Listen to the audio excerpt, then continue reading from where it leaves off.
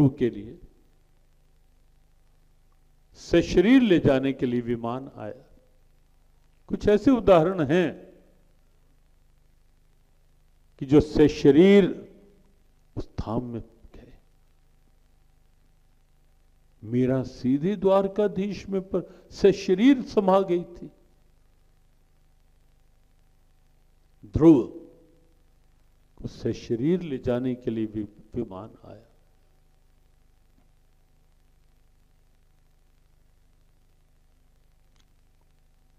आवाज आई कि विमान तैयार है और अब आपको चलना है।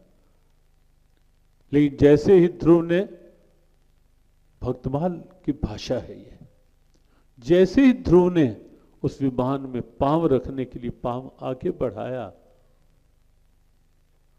आवाज आती है, भक्तराज ठहरो,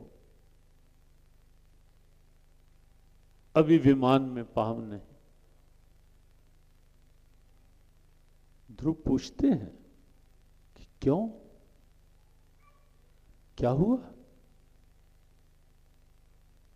आवाज आती है, विमान में पांव रखने से पहले अपना पैर मेरे सिर पर रखकर फिर विमान में पैर रखो।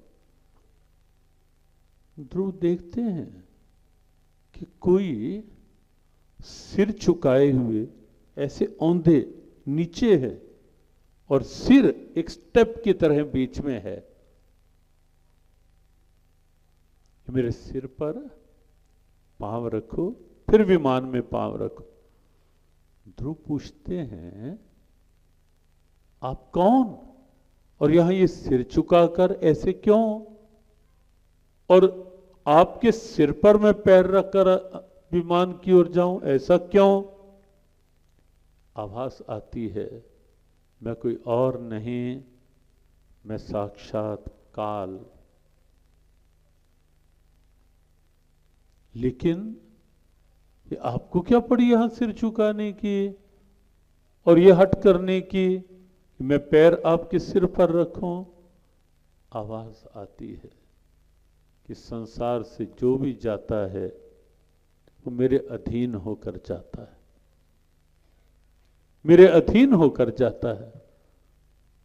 लेकिन कभी कभी कोई ऐसा आता है, हजारों वर्ष नरगिस अपनी बेनूरी पे रोती है, बड़ी मुश्किल से होता, बड़ी मुश्किल से पैदा होता है, चमन में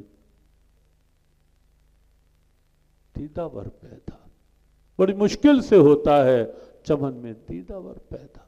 कोई ऐसा विरला जीव, मनुष्याणाम सहस्रेषु गीता ने कहा, हजारों में कोई एक, और फिर आगे कहा फिर उनमें से भी यतताम अपि सिद्धानाम कश्चिन माम वेति तत्वतः, उनमें से भी कोई विरला जो तत्व को समझ लेता है जीवन इस शरीर के माध्यम से। और कुर्बानी निस्तिन माया कारणे प्राणी डोलत नीत, लेकिन कोटन महानानक को नारायण जेहि जीव। कोटन महा, करोड़ों में कोई विरला।